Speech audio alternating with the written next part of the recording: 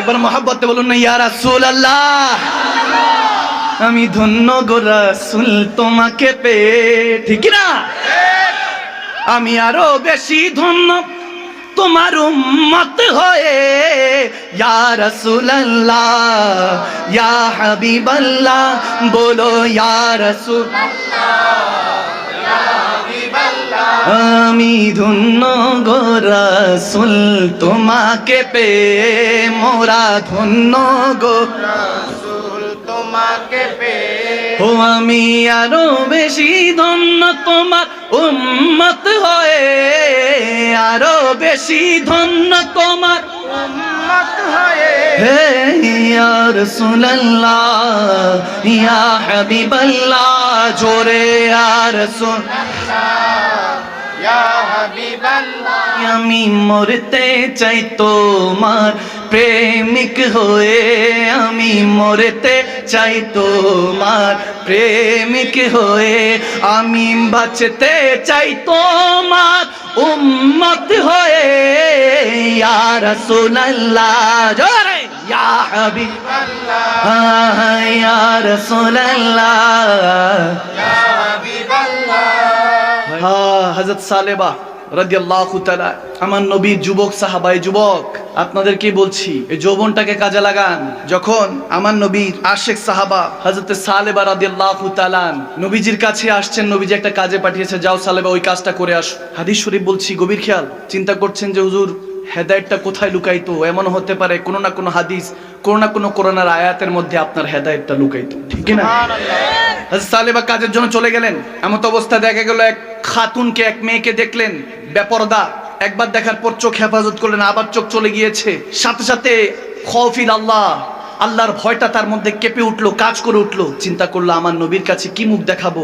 আমি নবীর সাহাবা, শ্রেষ্ঠ সাহাবা, উম্মতি হওয়া সত্ত্বেও এই গুনার মধ্যে ঢুকে গিয়েছি। শয়তানের ওয়াসওয়াসায় পড়ে যখন তিনি দুইবার খাতুনকে দেখেছেন, শুধু চেহারা দেখেছেন, অন্য কিছু নয়, চেহারা দেখার কারণে লজ্জায় ভয়ে তিনি পাহাড়ের চটিতে চলে গেলেন। 40 দিন ধরে ওইখানে কান্নাকাটি করছেন। আমার নবী তো জানে। হঠাৎ করে হযরত আলী আর সালমান ফার্সিকে পাঠালেন, যাও আমার সালেবাকে ডেকে আনো, বলো সমস্যা নাই, তার কান্নাকাটি কি আল্লাহ কবুল করেছেন, তাকে ক্ষমা করে দিয়েছেন। সুবহানাল্লাহ। 40 দিন, 40 days is crying, lot of crying, অনেক কান্না করেছেন।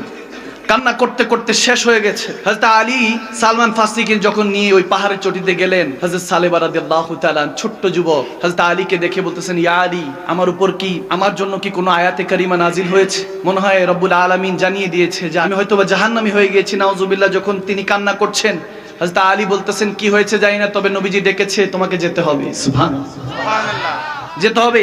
হযরত সালেবা কান্না করতে করতে গেলেন। নবীজি তখন নামাজ পড়াচ্ছেন, মাগরিবের নামাজ যখন চলছে, সালেবা পিছন দিক থেকে গিয়ে চোখের পানি ছেড়ে নামাজ পড়ছে, কাঁদছে। নবীজি সালাম ফিরালেই কি জানি বলে ভয়ে কাঁপছে। কাঁদতে কাঁদতে একটা পর্যায়ে যখন নবীজি সেজদায় যাচ্ছেন, কাঁদতে কাঁদতে তিনি এমন অবস্থা হয়েছেন যে ওই সেজদার মধ্যেই তিনি সেন্সলেস হয়ে গেলেন, হুঁশ হারিয়ে ফেললেন। হুঁশ হারানোর পরে তেনাকে ধরাধরি করে সাহাবারা ঘরে নিয়ে গেলেন। এমন অবস্থা দেখলো যে 40 দিনে তিনি না খেয়ে থাকতে থাকতে ভয়ে, আল্লাহর ভয়ে, যে মাত্র একটা বেগানা নারীকে শুধু দেখেছে, এই দেখার ভয়ে তেনার জান তেনার থেকে পারওয়াজ করতে চাচ্ছে, রূহ পারওয়াজ করতে চাচ্ছে।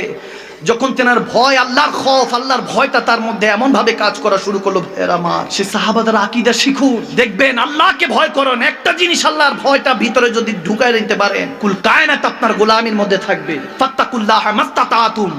আপনি রু দিয়ে জিসম দিয়ে আল্লাহকে ভয় করেন। রু দিয়ে জিসম দিয়ে ভয় করার কথা বলা হয়েছে। আমরা দেদারসে গুনাহ করি, আমাদের গুনার কোনো সীমাবদ্ধ নাই। পিছনে যত কিছু স্টেপগুলি ফেলে এসেছি, সময়গুলি ফেলে এসেছি, যদি পিছন দিকে একবার স্মরণ করি, দেখবো গুনার গুণা এই চেহারা কিভাবে নবীকে দেখাবো আল্লাহ মালুম। আমার জানা নেই, আমি তো ভয়ে কাঁপতে থাকি যে যদি কবরে চলে যাই, যদি দয়াল নবী বলে লা আদ্রি, চিনি না, গুনাহগার বান্দা হিসাবে যদি আমাকে আখ্যায়িত করে, তাহলে আমার কি হাসর হবে, ভাবতে থাকি। হযরত সালেবা রাদিয়াল্লাহু তাআলা মৃত্যু শয্যায় অসুস্থ, আমার নবী দেখতে গেলেন। নবীজি কোলের মধ্যে মাথাটা রাখলেন, সালেবা আস্তে করে চোখটা খুলে দয়াল নবীর দিদার যখন করলেন, সাথে সাথে মাথাটা সরিয়ে, মাথাটা ওই বিছানার মধ্যে সেজদারত অবস্থায় নবীজির কাছে বলছি, ইয়া রাসূলুল্লাহ, আপনার কোল মোবারকের মধ্যে আমি সালেবা এত বড় গুনাহগার, আমি সালেবার মাথা রাখার যোগ্যতা রাখি না, আপনি এরকম করেন না, আমি গুনাহগার, আমার গুনার কোনো শেষ নাই, আমি এমন গুনাহ করেছি আপনার সাহাবা সত্ত্বেও। আপনার উম্মতি হওয়া সত্ত্বেও এত বড় গুনাহ করে ফেলেছি ইয়া রাসূলুল্লাহ, আমি যোগ্যতা রাখি না। আমার নবী চোখের পানি ছেড়ে বলছে, সালাবা টেনশন করিস না, আল্লাহ তোকে মাফ করে দিয়েছে, তোকে ক্ষমা করে দিয়েছে। সালেবা বলতেছি, ইয়া রাসূলুল্লাহ তাহলে আমাকে আবার একটু কলমা পড়ান। যখন এরকম অবস্থা হলো, আমার নবী তাকে আবার কলমা পড়ালেন।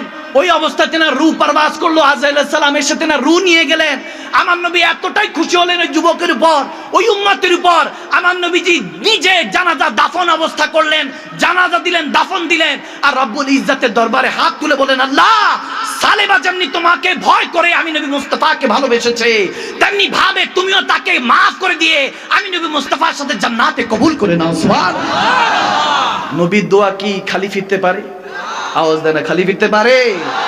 এমন কাজ করুন যাতে মদিনাওয়ালা আপনার জন্য মদিনা শরীফ থেকে দুই হাত তুলে দিয়ে আপনার জন্য দোয়া করে। এমন উম্মতি হওয়ার চেষ্টা করুন। ভাইরা আমার, বাবারা আমার, আব্দুল্লাহ ইবনে ওমর রাদিয়াল্লাহু তাআলা, আমার নবী যায়েদ সাহাবা, টাকা পয়সা ছিল, একদিন রোজা রেখেছে, হাদিস শরীফ, হাযা হাদিসুন সহিহ। তিনি হঠাৎ করে রোজা অবস্থায় সফর করতে বের হলেন, সাথে খেজুর অনেক কিছু আছে। যখন এমন অবস্থা হলো, প্রতিমধ্যে দেখতেছেন বকরি চড়াচ্ছে এক যুবক। যুবকদেরকে নিয়ে, যুবতীদেরকে নিয়ে আজকে কথা বলছি, কারণ আমার যুবক ভাই বাবারা আস্তে আস্তে গুনার দিকে লিপ্ত হয়ে যাচ্ছে।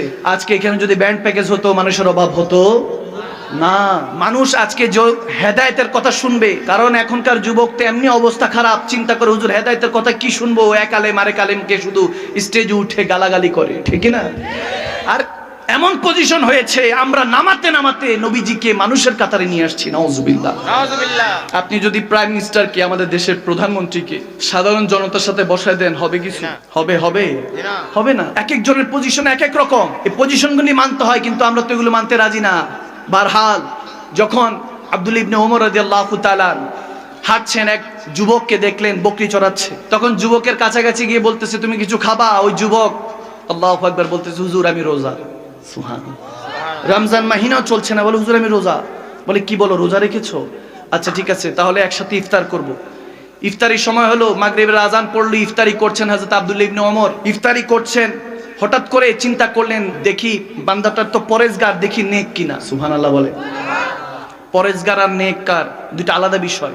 পরেজগার হলো সে যে আল্লাহ তাবারক ওয়া তাআলার হুকুম অনুযায়ী আমল করে, নেক বান্দা সে যে গুনাহ থেকে নিজেকে হেফাজত করে। সুবহানাল্লাহ। দেখি নেক কিনা। বকরি চড়াচ্ছে, হঠাৎ করে হযরত আব্দুল্লাহ ইবনে ওমর রাদিয়াল্লাহু তাআলা বলতেছেন, এই যুবক, এখানে যত বকরি আছে একটা বকরি আমার কাছে বিক্রি করে দাও। বলতেছে, হুজুর এটার মালিক অন্য কেউ, আমি শুধু রাখাল, এগুলো শুধু চড়াই। দেখতেছে জামা টামা ফাটা, যুবক অবস্থায়, কোনো আইয়াসি নেই, কোনো দুনিয়াদারির মধ্যে নেই, জিকির করছে আর তেনার সাথে কথা বলছে। তখন আব্দুল্লাহ ইবনে ওমর রাদিয়াল্লাহু তাআলা বলতেছেন, ঠিক আছে, তোমার মালিক দেখবে না, তুমি বলো যে এটা কোনো শিয়াল বাঘ খেয়ে ফেলেছে কোনো একটা বকরি, আমার কাছে বিক্রি করো। বলতেছে, আমি কিছু বলবো না। সে ইফতার করলো, ইফতার করে চলে যাচ্ছে। আব্দুল্লাহ ইবনে ওমর ডাক দিলেন, এই যুবক, অ্যান্সার দিয়ে যাও, কোশ্চেন করেছি, অ্যান্সার দিয়ে যাও। বলে, অ্যান্সার কি দিব? আমি তো রাখাল মানুষ, বকরিগুলি চড়াই, এই জিনিসগুলি দায়িত্ব আমার কাছে দিয়ে দেওয়া হয়েছে, আমি কেয়ারটেকার। যিনি এখানে মালিক হয়তোবা তিনি জানেন না, কিন্তু একজন তো জানে, তিনি কে? আওয়াজ জানে, তিনি কে? তেনার কাছে তো হিসাব দিতে হবে আমাকে রোজ হাসরে। তখন কি বলবো? যখন আব্দুল্লাহ ইবনে ওমর এই কথা শুনেন, চোখ দিয়ে পানি টপ টপ করে পড়ছে। এত নেককার একটা যুবক, পরেজগার একটা যুবক, তিনি খোঁজ করে বার করলেন এই মালিককে। মালিককে খোঁজ করে মালিকের সাথে কথা বলে ওই 40টা বকরিও কিনলেন। কেনার পরে আস্তে করে ওই যুবককে খোঁজ করে এসে ওই 40টা বকরি দান করে দিলেন। বলেন, নাও তোমাকে আমি হাদিয়া করলাম। বলতেছে, কেন হুজুর, ওয়াই? আপনি আমাকে এগুলো কেন দিচ্ছেন? এগুলো আপনি খরিদ করেছেন। বলে, না না, তুমি কি শুনো নাই, আমার নবী বলেছেন, যদি সত্যি সত্যি আল্লাহকে ভয় করো, ইত্তাকিল্লাহ, আল্লাহর ভয়ের কারণে আল্লাহ তোমাকে এটা জাযা দিবে। এই যে তুমি ভয় করেছো, আল্লাহকে ভয় করেছো, এটা আল্লাহর পক্ষ থেকে তোমাকে পুরস্কৃত করা হয়েছে। সুবহানাল্লাহ। তাহলে সৎ পথে চললে লাভ না ক্ষতি? আওয়াজ আসে না? লাভ না ক্ষতি? আপনাদের মনে কষ্ট হচ্ছে না নাকি? হুজুর ঘন্টাখানি কইছে, আমি তো টেরও পাইনি, 1 ঘন্টা হয়ে গেছে, এখানে শেষ করে দিই। আওয়াজ আসে না? শেষ করে দিব? চলবে? হযরত আব্দুল্লাহ ইবনে ওমর রাদিয়াল্লাহু তাআলা কথা স্মরণ হইতে আরেকটা হাদিস মনে পড়লো, বুখারী শরীফের। সবাই মিলে মাশওয়ারা করতেছে যে উম্মতির ভালোর জন্য একটা কিছু করা দরকার। এখন উম্মতি সবচেয়ে বড় জিনিস হলো গুনাহ করে। এই গুনাহটা, সবচেয়ে বড় গুনাহটা কোনটা? একজন হযরত আব্দুল্লাহ ইবনে ওমরের কাছে জিজ্ঞেস করার পরে বলতেছে, আপনি তো যায়েদ সাহাবা, আপনি বলেন, আপনি তো নবীজির সাথে থেকেছেন, আপনি বলেন সবচেয়ে বড় গুনাহটা কি? তখন তিনি বললেন যে শরাব, মদ পান করা। এই শরাব যখন, মদ যখন বান্দা পান করে, তখনই সে প্রথম